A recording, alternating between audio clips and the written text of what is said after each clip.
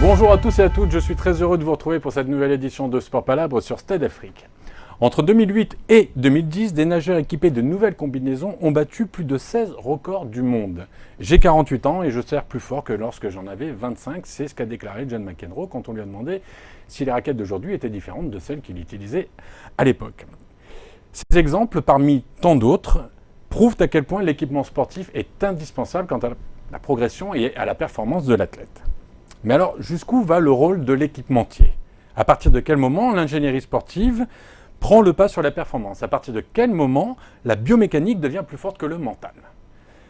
Sans même parler d'ultra-technologie, avez-vous déjà essayé de courir avec des chaussettes mal cousues ou un bas de jogging mal taillé ? Alors vous l'aurez compris, l'équipementier n'est pas qu'un simple fabricant de vêtements ou de tenues de sport, et le moindre petit détail peut avoir son importance. Et nous savons tous que le diable se cache dans les détails, mais aussi que le diable ne s'habille pas qu'en Prada. Équipementier, partenaire particulier, on en parle maintenant.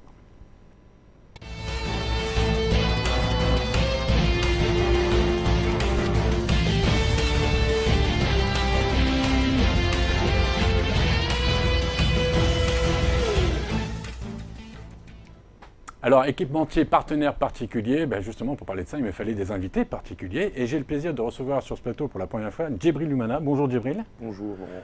Djibril, vous êtes ancien lutteur, donc ancien sportif de haut niveau, mais actuellement vous êtes le fondateur, le créateur de la marque Black Quality, qui est une marque de streetwear, équipementier de vêtements, on va en parler. Et j'ai le plaisir aussi d'accueillir pour la première fois Maëlle Diop. Bonjour Maëlle. Bonjour. Vous êtes la créatrice et la fondatrice de Kawas. C'est ça. Également équipementier de sport, dans des différents sports, on va en parler. Ma première question, justement, Maëlle, est pour vous. Quel est le rôle, enfin, avant qu'on parle du rôle de l'équipementier, quelle est, selon vous, la première fonction de l'équipementier ? Alors, pour ma part, je pense que la première fonction de l'équipementier, c'est le design. Malheureusement, c'est la mode. C'est la mode, exactement. Les sportifs, avant de mettre un maillot, un short, même une paire de chaussettes, ils vont se dire, est-ce qu'on va bien passer à la télé ? Est-ce que ça va passer est-ce que le short va passer correctement ? Est-ce que le maillot va me cintrer, etc., etc. Pour ma part. Djibril, vous êtes d'accord avec ça ? Tout à fait, puisque aujourd'hui tout va avec du m'as-tu vu. Aujourd'hui, même si Nike il n'aurait pas des bons éléments chez lui, les sportifs ne porteraient pas. Donc la première impact, elle est visuelle.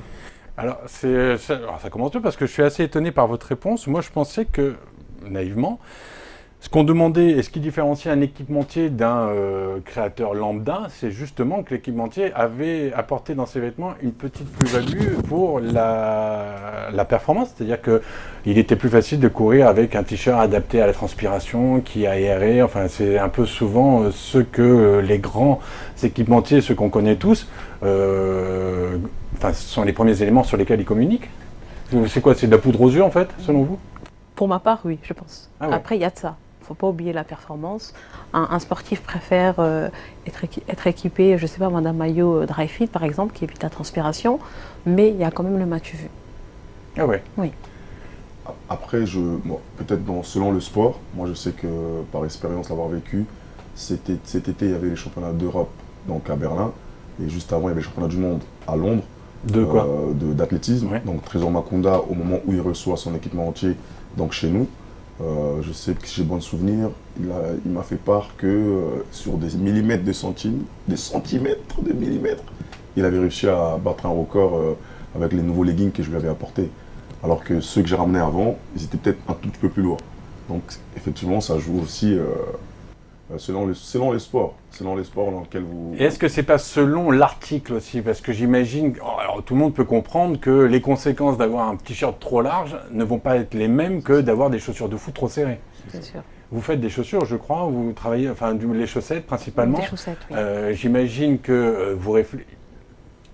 C'est pas ce qu'on regarde en premier, le design d'une chaussette. Je pense que est-ce que la chaussette, vous la travaillez de façon à ce que, avec en perspective, le fait que le footballeur, en l'occurrence, soit le mieux, surtout que les pieds, c'est son outil principal, vous le designez, vous le travaillez de manière à ce que le footballeur soit le plus confortable possible et dans une aisance totale, non? Exactement.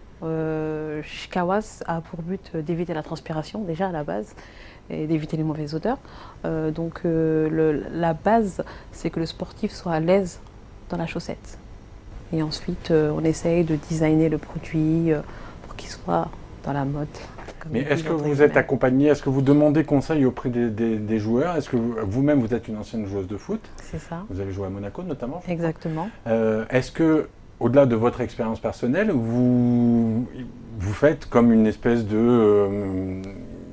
d'étude, une étude auprès des sportifs pour savoir quels sont les problèmes récurrents que l'on retrouve et ce vers quoi vous essayez d'aller pour essayer de pallier à ces problèmes? Bien sûr, j'ai posé la question à pas mal de sportifs, j'ai de la chance d'en connaître pas mal.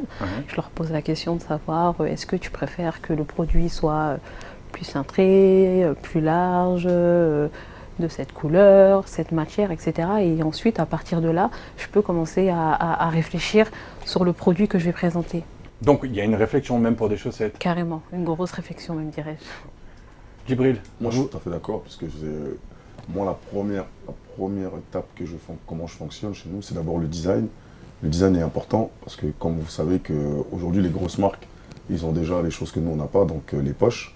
Et si nous, on arrive avec un design qui n'est pas adéquat, on a déjà perdu d'avance. Donc, ce qui fait la différence de chez moi avec les autres marques, c'est le design. Quand je ramène un produit, mes clients, mes athlètes savent qu'en général, le produit va être encore meilleur que celui qui était sorti le mois d'après. Donc je suis tout le temps en train de me battre sur le design, en fait.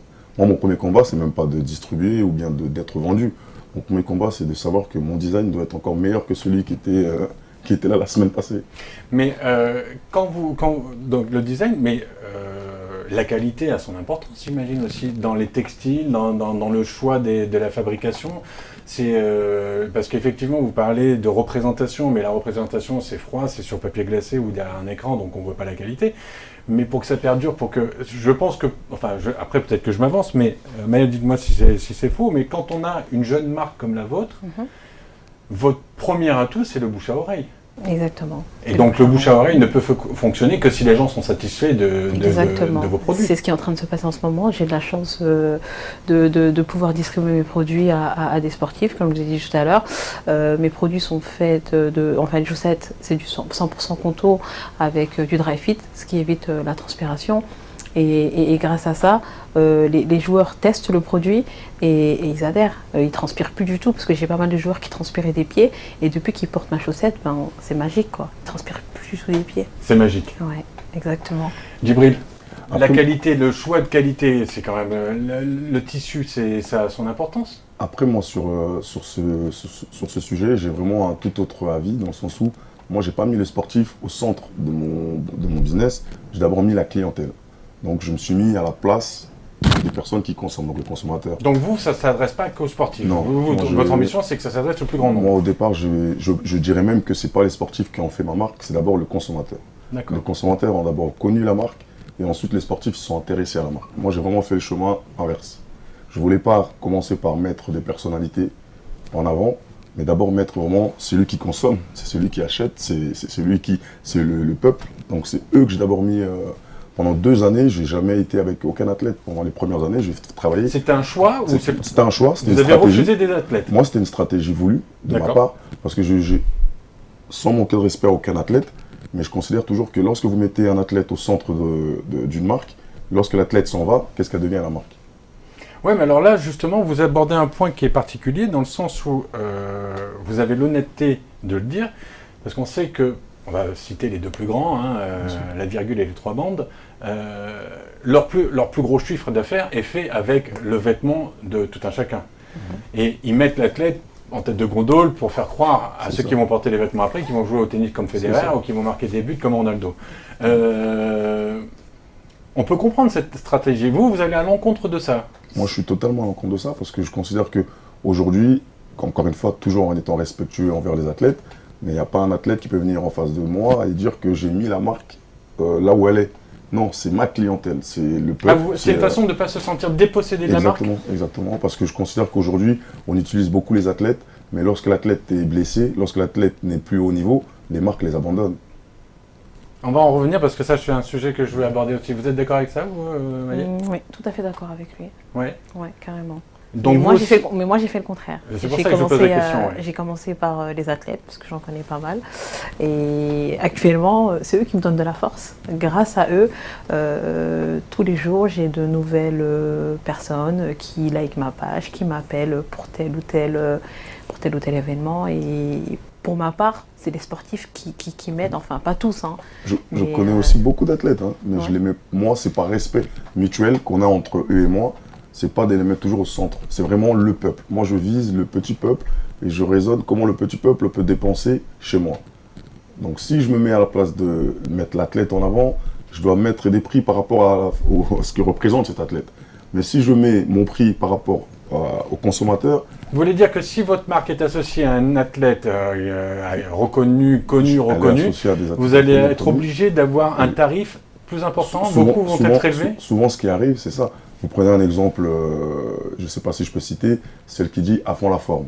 Ça fait des siècles qu'elle est là. Mais elle n'a jamais mis un athlète au centre. Ça a toujours été le consommateur et ça fait des siècles qu'elle est vendue. Ouais, mais il ne faut pas oublier qu'on vit dans un monde où c'est la mode qui prime, entre guillemets. Si demain, Paul Pogba ou, je ne sais pas moi, Kalidou Koulibaly porte un produit, tout le monde voudra le porter, tout le monde voudra suivre, tout le monde voudra porter ce produit, parce que telle athlète a porté ce produit. Malheureusement, on vit dans ce monde où... Alors non, mais c'est très bien d'avoir deux points de vue différents, idéologie et commercial. Vous, ceci étant, si je peux faire une distinction, c'est que vous, Maëlle, vous êtes plutôt spécialisé foot. Pas mal. J'ai fait pas mal de foot. Non, mais c'est plus destiné aux joueurs et aux joueuses de foot, vos produits. Tandis que vous, c'est un peu plus éclectique. Donc déjà, on peut comprendre que vous êtes obligé de passer par les joueurs, notamment, enfin, pour promouvoir un petit peu votre marque. Donc on a parlé de la qualité, du design, de la façon de créer ces produits. Est-ce que quand on conçoit un article dédié au sport, il y a des normes de fabrication à respecter? Où on peut tenter des choses, on a libre cours, ou est-ce qu'il y a des choses spécifiques qui ont été prouvées depuis bien longtemps, qu'on est obligé d'adapter un vêtement au sport et qu'on n'adaptera pas au streetwear. C'est-à-dire que par exemple un vêtement de sport, il faut éviter de mettre des poches, il y a des petits détails précis qui font qu'on distingue les publics différemment. Non, pas spécialement. Moi personnellement, j'ai un designer qui me dessine mes produits et à partir de là, je les fais faire à l'étranger. Ou en France, parce que je travaille avec deux fournisseurs. Vous les faites faire où à l'étranger? Les chaussettes, je les fais faire en France. Ouais. C'est un produit made in France. C'est quoi? Il y a une déontologie? Enfin, vous voulez... C'est déjà 100% coton et...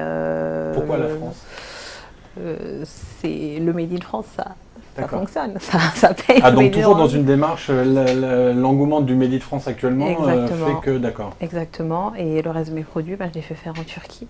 Mais pourquoi la Turquie? Parce que la Turquie, c'est un pays où ils sont très très très très forts en tout ce qui est fabrication que ce soit jeans, articles sportifs, etc. C'est très professionnel et c'est carré et c'est pas très cher. D'accord. Alors on en parlait tout à l'heure hors plateau. Djibril, vous disiez que vous aussi, vous faites fabriquer en Turquie, mais pour une autre raison. Moi, on a vraiment, là, on voit peut-être deux visions différentes que je mais c'est bien que tout le monde n'est pas la même, de toute façon. Et après, on peut dire aussi que c'est une vision entre un homme et une femme. Moi, je suis peut-être beaucoup plus stratégie dans mes démarches, dans le sens où je réfléchis. Alors, juste pour préciser, votre marque existe depuis combien de temps? J'ai commencé en 2011, mais elle commence seulement à se faire connaître depuis 2 ans. D'accord. Et vous, Djibril? En 2016. Et nous, on est déjà comme, pour revenir à la demoiselle, on est équipementier des aveugles de France, on est équipementier des athlètes, équipe de France, athlétisme, judo. Donc vous avez un impact un petit peu plus... parce que justement, pour quelle raison, nous, au départ, comme je vous disais, on ne mettait pas les sportifs au centre. On voulait d'abord atteindre le peuple. C'est le peuple qui, pour moi en tout cas, c'est nous qui faisons les marques. C'est pas les marques qui faisons... Vous allez te dire jusqu'à quand comme ça? Jusqu'à ce que mes enfants reprennent le business. Non mais face à l'économie, c'est... Non, il n'y a pas de... Vous savez si vous... Non mais elle est belle la mentalité, Djibril, mais après il y a des leviers économiques qui font que si on arrive et qu'on vous dit voilà c'est 100 millions mais bon on va changer 2-3 trucs, non. Ça, c'est en off, ça. Je parlerai, ça, c'est off. On attend le chèque et on en parle après, d'accord. Donc alors pourquoi la Au Turquie? niveau de la Turquie, stratégiquement parlant, j'ai déjà été en Chine. J'ai eu une période là où on a fabriqué en Chine et c'est revenu. Et il y avait la moitié qui était abîmée. Quand vous avez un Chinois où on file, quand il y a l'argent qui est déjà payé, il s'en fout. Lui, c'est plus son problème. Par contre, la Turquie, c'est à 3 heures de vol. Si j'ai un souci, c'est l'atelier qu'on est, c'est chez nous. Donc c'est vraiment mes amis d'enfance qui sont là. Moi, je ne fabrique pas par un inconnu. C'est mes amis d'enfance qui ont fait leur atelier là en Turquie. Donc ça fait que si j'ai un souci, je reprends l'avion, je suis chez moi. On a notre appartement là. La Turquie, la qualité, tout le monde sait que les Turcs, mis à part le touriste, la première chose qui fait l'économie du pays, c'est pas l'or, c'est pas les diamants, c'est d'abord le textile. Les Turcs, ils sont très à l'écoute de ce que vous souhaitez faire. Après, il y a une chose qu'il ne faut pas oublier, c'est que les Turcs, ils sont appliqués. On peut dire ce qu'on veut concernant le textile, c'est des personnes de confiance. Ils essayent vraiment que tu puisses revenir. Ok, Djibril, donc pour la Turquie, c'est un point commun qui vous relie tous les deux. Est-ce que ça coûte plus cher de fabriquer du vêtement de sport ou après on peut... y a pas, est-ce que le design coûte plus cher? Est-ce que la préparation, on le disait, peut-être plus de temps dédié à la création d'un vêtement de sport, ça coûte un petit peu plus cher? Tout coûte cher, on va pas se mentir. Par exemple, il faut savoir une anecdote. Il y a une période, moi j'ai une phrase qu'on dit souvent au Ballon d'Or. J'ai voulu sortir une collection avec tout en or. Donc, les étirettes en doré, même les couleurs, ça va vous coûter. Et c'est pour ça que vous remarquerez beaucoup de jogging, c'est soit noir, soit gris, ou blanc. mais vous ne verrez jamais en doré. Parce que le doré, quand vous commencez à faire des étirettes dorées, donc tout coûte. Ça coûte très cher. Maya, ça coûte cher. Une paire de chaussettes Kawas coûte plus cher à faire qu'une paire de chaussettes standard. Carrément, largement. Pourquoi? C'est double fil, c'est double couture, c'est Rien que la en plus, qualité. la La qualité n'est pas la même et c'est du Made in France.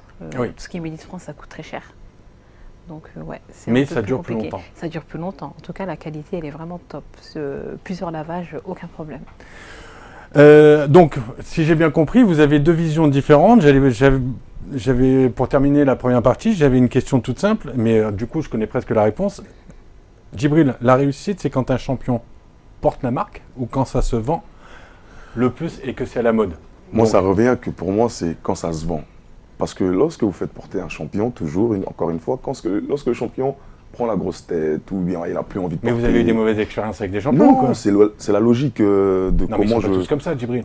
Il y en a qui sont liés des J'ai- années, il y a j'ai confiance. j'ai mes athlètes, ça fait les mêmes, ça fait des années qu'ils travaillent avec moi, mais ils peuvent vous dire, à chaque fois qu'on parle de notre business ou on parle de la marque, ils vous diront toujours que Djibril, il met en centre la clientèle. Quelquefois, je peux même vous raconter une anecdote. Teddy Riner est en train de marcher à l'INSEP, il croise Trésor Makonda, il dit à Trésor, si ce mec-là, il a des millions, je viens avec lui. J'ai dit à Trésor, j'aime beaucoup Teddy, et s'il a envie d'une aventure humaine, une aventure sportive, il peut venir chez moi. Ayel, pour vous, c'est la réussite, c'est quand un grand sportif porte votre marque ou quand c'est vendu par le plus grand nombre?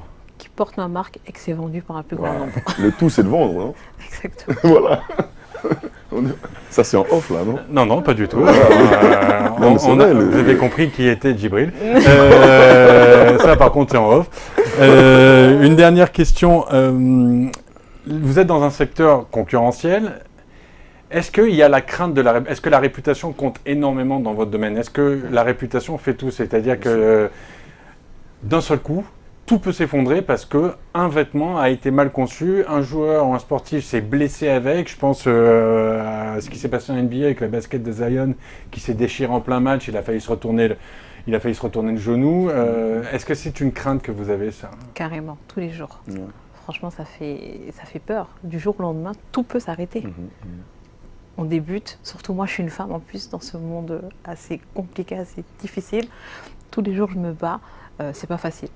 C'est plus facile d'être un homme, je pense, dans ce monde. Mais oui, non, mais que ce soit un homme ou une femme, comment vous faites pour pouvoir sortir d'un problème lié à un de vos produits? Pourquoi un homme, une femme pourquoi ce serait plus moi, compliqué? j'ai eu pas mal de problèmes. Hein. Être une femme dans ce monde, c'est super compliqué. Déjà, quand je me présente, quand j'arrive, on me dit, mais c'est vous? Oui, c'est moi. Vous êtes la créatrice d'Amerkawa, c'est pas un homme? Non, c'est moi. Pourquoi? Vous considérez que vous manquez de crédibilité auprès de ces Non, gens? ça choque, tout simplement. Ils s'y attendent pas. Mais pas tous, rassurez-moi. Franchement, la plupart, ils s'y attendent pas. Ils sont choqués, mais dans le bon sens, attention. Hein. Ah d'accord. C'est pas négatif. Ils sont agréablement surpris. Ils sont surpris. Vous êtes une bonne surprise quand on vous voit. Exactement. C'est ce qu'on peut dire. C'est ça. Donc, c'est pas une difficulté d'être une femme. Bah, on est oui, voilà. Donc, c'est plutôt bénéfique. Djibril, la réputation, c'est quelque chose qui vous inquiète? Moi, je sais que depuis que je suis dans ce business, ça fait 3 ans et demi, je fais attention à tout. Avant, je pouvais faire n'importe quoi comme commentaire dans des réseaux. Aujourd'hui, je fais attention à tout ce que je peux poster. Je fais attention à tout ce que ma famille peut poster. Je sais que moi, j'ai des enfants, je suis marié. Ma femme, je lui dis de faire attention sur ses réseaux, de ne pas mettre tout et n'importe quoi. Parce que les gens regardent. Et moi, j'ai la chance d'avoir côtoyé le directeur chez Decathlon. Et il m'a dit une chose, le but, c'est pas de vendre pour une période. Le but, c'est de toujours convaincre que tu es là, Donc, chaque chose que tu fais, c'est d'exister. Vendre, tu vas vendre parce que tu as des bons produits. Mais rester à long terme, C'est la durée. C'est ça le... Dans ce métier, le plus dur, c'est de rester. C'est de rester. C'est de rester. Eh bien, écoutez, ça fait un point commun avec l'audiovisuel. Le plus difficile, c'est de rester et de durer. Donc, nous, la durée de la première période se termine. On se retrouve juste après ça pour la seconde.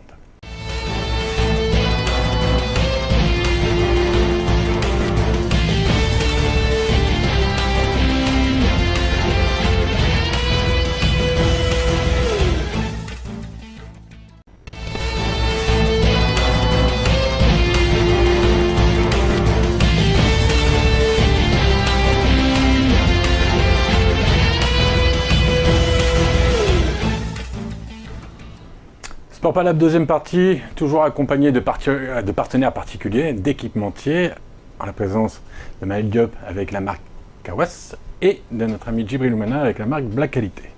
Maël, une petite question que j'ai oublié de poser en première partie. Est-ce que vous considérez qu'être bien équipé, quand on est un sportif, par rapport à d'autres, si on est mieux équipé que d'autres, on peut considérer ça comme étant de la triche? Pas du tout. Non? Non, pas spécialement. Sur un terrain de foot, il y a 11 joueurs, il y en a un qui a les toutes dernières, qui est plus légère, et l'autre il a les vieilles en cuir épais de 3 cm, c'est pas de la triche. Le talent, tu l'as ou tu l'as pas, tout simplement. Je le prends pas à titre personnel, ça. Oui. Non, Non, c'est pas pour vous, c'est pour les sportifs. Hein. Ceux qui sont très forts, on les connaît. Et ça n'a rien à voir avec une chaussure ou un maillot ou un short. Si tu t'entraînes bien, de toute façon, avec le travail qui paye, si tu es tous les matins d'entraînement, tu t'échauffes tous les jours, tu t'entraînes tous les jours, au final, le travail il va payer, tout simplement. Djibril? Non, je pense qu'être bien équipé, ça permet aussi d'avoir des meilleurs résultats aussi. Ça, il ne faut pas oublier que la performance vient aussi avec... si vous allez au football, que moi je porte des chaussettes et que vous ne portez pas de chaussettes, il y en a un, il aura mal au pied plus vite que l'autre. Je suis pas d'accord. Non, on n'est pas d'accord. Non, non. En Afrique, on joue pieds nus. Oui, non, mais on parle au niveau là où on les championnats du monde, par exemple. Si j'arrive au championnat du monde et que moi j'ai une paire de chaussures, comme des mocassins, et l'autre a une paire de chaussures plus high-tech, il y aura quand même des performances qui vont se sentir, je pense, au niveau de la vitesse, au niveau de la réaction. Par exemple, là, moi j'ai un athlète qui est chez nous, un footballeur, il m'a appelé ce matin, demain il a un match en coupe, il n'a pas de cale. Et les chaussures qu'il a, c'est des crampons, et là il veut des chaussures un peu plus légères, parce qu'il sait que demain, il a besoin d'être au top, donc il cherche à avoir des chaussures meilleures que ceux qu'il a. Donc je pense que l'équipement, ça permet aussi quand même de bien se sentir aussi dans ses performances, je pense. Ce qu'on peut dire, c'est que, en fait, vous avez tous les deux raison. Ce que dit Maël, c'est qu'à équipement égal, voilà, celui qui travaille plus sera meilleur. Et ce que vous dites, c'est que si on n'a vraiment pas le même équipement, qu'il y a une vraie différence, forcément, ça se verra. Donc, que ce soit de la triche, c'est celui qui va utiliser un vélo avec un moteur par rapport à ceux qui n'en ont pas. Justement, est-ce que, toujours dans l'esprit de déséquilibre, est-ce que l'apport des nouvelles technologies dans les équipements amène un manque d'équité dans les fédérations, par exemple? Est-ce que c'est les fédérations de foot, les fédérations de tennis, les fédérations d'athlétisme qui sont toujours mieux loties avec les meilleurs équipements par rapport à des fédérations, prenons la lutte, par exemple, qui n'est pas une fédération très riche, ou prenons, alors moins maintenant, mais le foot féminin avant, qui était considéré vraiment comme amateur. Est-ce que là, c'est un peu le syndrome de on prête toujours qu'aux riches? Est-ce que vous avez ce sentiment-là, Maël? Ouais, quand même. comment on peut faire alors? Est-ce que vous êtes grande et généreuse et que d'un côté vous visez des sportifs renommés comme des joueurs de foot et à côté vous offrez des chaussettes dans des pays et que j'offre beaucoup de choses, hein. J'offre beaucoup de chaussettes ou des équipements. Pour moi, j'essaye de faire en sorte de faire connaître ma marque en offrant nos produits et c'est comme ça que ça marche aussi, on va pas se mentir. Djibril? Moi, je fais beaucoup d'humanitaire. J'aide beaucoup. En tout cas, je ne le fais pas spécialement pour le côté faire connaître, mais pour le côté là où nous, si on peut donner, tant mieux. Donc moi, je fais beaucoup d'humanitaire dans les pays africains. J'offre beaucoup d'équipements entiers dans des pays africains. En Europe aussi. Ici, on est en train de faire encore un grand événement pour Haïti. Donc la chance que j'ai, c'est que j'ai beaucoup de présidents de clubs qui me suivent dans des événements que je lance. Donc souvent, en fin de saison, je récupère des équipements entiers, pas seulement de la marque, donc des athlètes qu'ils ont utilisés et que j'envoie justement dans ces pays-là pour qu'ils puissent toujours retrouver un peu cette performance sportive qu'ils n'ont pas selon le sport dans lequel ils sont. Donc ça, je pense que c'est une chose qu'on doit toujours faire. Parce que c'est pas seulement de vendre nos produits aussi, mais de fait d'aider ces enfants-là. Moi, j'ai une phrase que je dis et que je lance beaucoup, peut-être que tu verras dans mes réseaux, c'est une paire de chaussures pour un pied nu, pour qu'il soit ballon d'or. Donc ça fait que je fais quoi? Tous les fins de saison, je récupère des paires de chaussures, des parents. Je remercie vraiment beaucoup de monde en France, en Belgique qui le font. Ils me ramènent des chaussures de leurs enfants et je les envoie dans des pays africains. Ça permet justement à ces athlètes-là, peut-être qu'un jour, ils seront des futurs ballons d'or. Donc je pense que c'est pas seulement de donner... Ballon d'or direct. Ouais, moi, le but, c'est là. Sinon, ça sert à rien. C'est quoi votre mantra d'ailleurs? C'est Black Qualité. Si tu dors, tu ne seras pas ballon d'or. Voilà. Maëlle, est-ce que la reconnaissance de votre marque aussi passe par... vous êtes une jeune marque. Est-ce que aussi, c'est pas l'ambition est de grandir avec des jeunes équipes, par exemple? Là, on sait que bientôt, il va y avoir la CAN. Alors, s'il y a des équipementiers qui ne sont pas encore équipés... Ils peuvent nous contacter, bien évidemment. Est-ce que justement il y a des jeunes équipes, il y a l'équipe mauritanienne qui participe en plus, je crois que vous êtes un peu... J'équipe l'académie de la Mauritanie. Voilà. Donc est-ce que c'est pas encore plus enrichissant pour vous, au-delà du côté communication, marketing, justement d'avoir le sentiment d'aider une jeune équipe et s'ils ont des résultats, s'approprier un peu cette victoire, ou tout du moins en avoir fait partie et avoir une part significative dans la victoire? Ouais, c'est ce qu'on recherche. On va pas se mentir, c'est le but recherché. Hein. Une équipe comme la Mauritanie, c'est la première fois qu'on participe à la CAN. C'est historique pour nous, hein, parce qu'on n'a jamais participé à aucune grande compétition. Le fait de pouvoir les équiper pour la première CAN ou même équiper les petites équipes qui est autour de la fédération, c'est une grande victoire. Il faut bien commencer petit pour grandir petit à petit. Donc vous n'êtes pas fermé, vous ne visez pas que Paul Pogba et Kylian Mbappé, quoi. Pas du tout. On équipe aussi des petites équipes sur Paris, FC Thiers. On est aussi dans le basket, il ne faut pas oublier. Il y a ALM Évreux, on leur fournit des chaussettes. Il y a un club aussi à Nancy, dans le 54, Vendeuvre.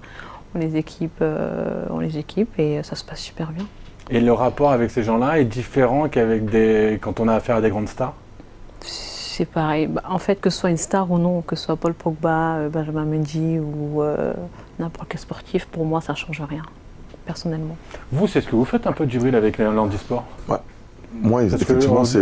J'aimerais qu'on en parle un petit peu, parce que vous avez une vraie démarche vis-à-vis de l'handisport. Ça, c'est vraiment un combat. Ça, c'est mon combat à moi. Là, on ne parle pas d'argent, on ne parle pas de business. On parle pas d'argent. Il faut savoir que moi, la marque, elle a une histoire. La marque, elle n'est pas née par hasard. Donc, la marque, elle a une histoire là où j'ai déjà la chance d'être devant vous, parce que j'étais censé ne plus y être. Dans le sens où je ne vais peut-être pas raconter encore l'histoire de la marque ici, etc. Voilà, donc moi, ma marque, elle a une histoire là où je devais ne plus être vivant, je ne devais plus marcher, je ne devais plus utiliser mon bras, je ne devais plus utiliser ma jambe. J'avais mes 7 côtes cassées, clavicule, mon bras était cassé 4-5 fois ici. Grave, ouais. Voilà, donc je suis resté 1 an allongé. Et j'ai réalisé une chose qui est tout bêtement que toutes les grosses marques s'occupent que des athlètes valides. Moi, petite marque que je suis, je ne peux pas combattre avec les grosses structures. Alors j'ai regardé un peu autour de moi. Je vous ai dit que moi je suis vraiment très stratégique dans la manière comment je vais avancer. C'est pas réfléchi. L'handisport, aujourd'hui, qui s'en occupe? Personne. Les plus grosses marques, ils ont des athlètes de l'handisport. Il faut savoir que tous les athlètes handisport, vous le voyez avec les marques à la télé, mais ils ne sont pas rémunérés. C'est les fédérations handisport achètent et ensuite ils donnent à leurs athlètes. Mais c'est quand même honteux dans le sens où une grosse marque comme donc les grosses marques qu'on connaît, font porter à des athlètes leur marque sans les rémunérer et en plus leur fédération achète. Mais les valides, on leur offre. Et moi, sur ça, je me suis toujours battu dans le sens où je considère que c'est des athlètes comme tous les autres athlètes, même 2 fois, ils méritent même plus que les athlètes valides. Pourquoi ? Parce qu'ils travaillent 4 fois plus. Et tu vois des records qu'ils font olympiques, mondiaux, et ils sont là. Je me dis, mais pourquoi ne pas aider ces personnes-là ? Moi, quand j'équipe la fédération, par exemple, des aveugles de France, je suis leur équipement entier, je suis content. Quand vous dites que vous êtes l'équipementier, c'est-à-dire que vous leur fournissez gratuitement des vêtements. Donc ça veut dire que ça se passe comment ? Il y a une partie qu'ils achètent et une partie où moi je sponsorise. Entre-temps, dans l'équipe, j'ai peut-être 1 ou 2 qui sont sponsorisés directement chez moi. D'accord. Donc ça veut dire que c'est cet athlète-là qui va me ramener son club ou sa fédération. Après, vous prenez Mais vous créez des lignes spécifiques à l'handisport ? On est obligé. Par exemple, pour l'athlétisme française, moi j'ai la double championne d'Europe, double championne du monde, 2 fois championne d'Europe, 2 records mondiaux. La jeune fille, d'ailleurs, je pense qu'elle va passer chez vous. La jeune fille, elle est reconnue chez personne. Mais alors que c'est une athlète, les records qu'elle a, il n'y a aucun athlète français qui les a battus dans les 2 ou 3 années qui viennent de passer.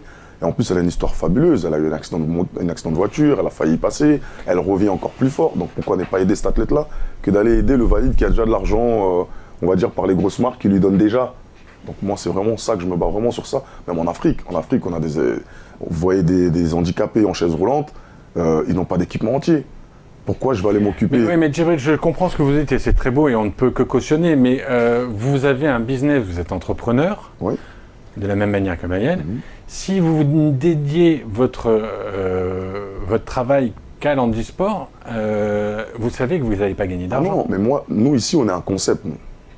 Nous, on n'est pas simplement une marque. Nous, on a un concept là où on est chez. Oui, j'ai bien compris. Justement. On est chez les artistes. J'espère que les gens qui regardent l'émission comprennent qu'il y a quelque chose derrière. Vous ne faites pas que du vêtement. Voilà, nous, on ne fait pas que du vêtement. Nous, on a un concept là où on est chez on a des artistes. On a créé dernièrement, donc ça fait maintenant 2 années, on va dire. On a créé Black Health Management Football. Donc on est agent de joueurs. On a nos joueurs qui sont chez nous dans le groupe BQ Sport. On a des artistes, donc produits. On a un studio d'enregistrement là où les artistes qui chantent chez nous, les beatmakers sont chez nous, ils sont chez BQ Management, donc tout ce qui est artiste. Après, on s'occupe de gérer aussi l'image des athlètes. Là, on a des juristes qui s'occupent des athlètes de haut niveau. Mais restons sur l'handisport. Comment... donc j'imagine que c'est votre propre volonté de par votre histoire personnelle. Mais je pense que dans l'esprit, dans l'imaginaire collectif, l'handisport maintenant, on a tellement... Il y a 2 handisports. Il y a l'handisport dont vous parlez, celui qu'on ne montre pas, avec des gens qui ont justement des handicaps. Et après, il y a celui qu'on veut promouvoir, comme Oscar Pistorius par exemple. On peut considérer qu'il fait de l'handisport. Mais pour moi ici... Est-ce que c'est le même pour vous ? Est-ce que ce sont les mêmes personnes ? Pour moi, ce sont les mêmes personnes il a eu la chance d'avoir tombé sur une personne comme moi. Vous voyez ? C'est-à-dire que pour moi, tous les handisports doivent tomber sur des personnes comme lui, il est tombé, pour qu'on puisse les aider à arriver à ce niveau-là. Et si les personnes ne regardent que des Oscars et ils ne regardent pas les autres, on restera toujours dans le même... Donc en fait, il faut des modèles. Il faut des modèles, exactement. Moi, je suis fier de ce garçon-là. Même si après, je ne sais pas les petites histoires qu'il y a autour, mais... Enfin, les petites histoires, il a juste fait sa femme. Voilà, mais par rapport à ce qu'il a fait pour l'handisport, à un moment donné, il a amené l'handisport là où il fallait qu'il soit. C'est-à-dire qu'on les regardait à la télé, on était même fiers de regarder ce gars-là courir. Donc, c'est ce qu'il faut en réalité. Mais est-ce que, Maëlle, par rapport à un exemple comme Oscar Pistorius, qui justement, pour revenir un peu au rôle de l'équipementier, est-ce que là, l'équipementier n'a pas dépassé l'athlète, selon vous ? Est-ce qu'on n'a pas apporté quelque chose qui va au-delà ? Est-ce qu'on ne dénature pas presque le sport de l'athlète ? Quand même un peu, hein. Ouais. Ouais, je pense. Parce que, franchement, son histoire, elle est assez... Elle est romanesque, hein. C'est pas rien, quoi. Moi, je ne l'aurais pas pris comme exemple, personnellement, parce que par rapport à ce qu'elle a fait derrière, je suis contre totalement, parce que c'est horrible. Non, enfin, Djibril, je comprends ce que vous voulez dire, voilà, mais je défie quiconque de me sortir 3 noms de sportifs handisport connus, quoi. Non, mais vous, oui, mais le plus grand nombre dont je fais partie, c'est plus compliqué. Oscar Pistorius, au-delà de... Parce qu'avant même son fait divers, il était très très connu pour avoir notamment couru avec des valides. C'est quand même le premier à avoir... Moi j'en connais, sauf que je ne citerai peut-être pas les noms parce qu'ils sont chez des grosses marques qui utilisent cette image-là et je suis content qu'ils fédèrent ça. Mais j'en connais autour de moi des athlètes en handisport qui arrivent bien maintenant à ce niveau-là. Mais alors, je repose la question, est-ce que là, l'équipementier ne dénature pas le sport qu'il essaye de promouvoir en accompagnant Pictorius, justement, en lui donnant... on est presque dans de la biomécanique, on est dans le surhomme, non?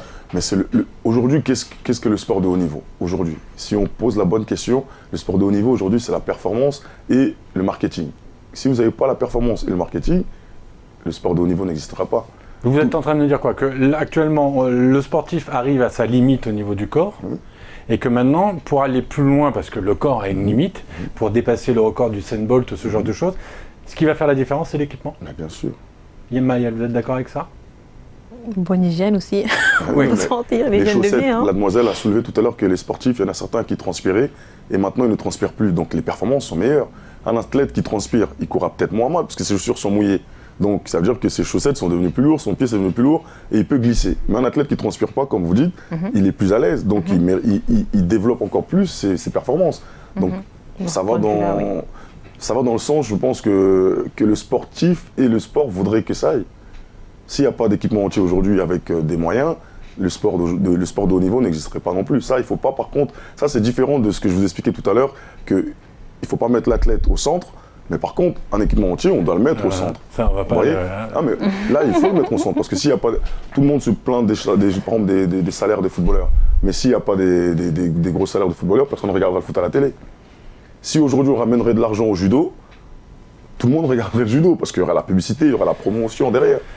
Mais ouais, ça, d'accord. Mais j'étais en train de... Est-ce que aussi le sportif n'est pas soumis au diktat de la médiatisation et que en fait, maintenant, c'est ce que vous disiez quand on a commencé l'émission, l'image, la réputation, ce que représente le sportif devient la priorité. Au point même que quand on conçoit du vêtement de sport, on pense au design. Est-ce qu'en fait, la médiatisation, l'ultra-médiatisation pour certains sports, comme pour le foot, n'est pas en train de dénaturer un peu ce que c'était? Souvent dans cette émission, avec d'autres invités, on a parlé du foot et en considérant qu'on allait de plus en plus vers du spectacle. Est-ce qu'on n'est pas en train de perdre quelques valeurs du sport qui sont la persévérance, la souffrance parfois, dépasser ses limites, et qu'en fait si on a du matériel ou des vêtements qui font qu'on se sent plus léger, qu'on court pendant 1 heure et on n'a jamais chaud, est-ce qu'en fait on dénature pas simplement les valeurs du sport? Ouais, carrément. Malheureusement, l'effet de mode, l'effet du design, c'est ce qui se passe en ce moment en fait. Les jeunes de maintenant qui deviennent pros, essayer de suivre un exemple comme Neymar. Il est très fort, hein. Sur ses performances, il n'y a rien à dire. Quand il n'est pas blessé. Quand il n'est pas blessé, il est souvent blessé malheureusement. Souvent blessé au mauvais moment. Exactement, très mauvais moment. Ouais. Mais, on ne parlera pas du PSG, on ne parlera pas du PSG. S'il vous plaît, j'ai assez souffert. On a tous souffert. On a trop souffert. On a tous souffert. Mais oui, malheureusement, le spectacle, la mode, c'est ce qui prime en ce moment.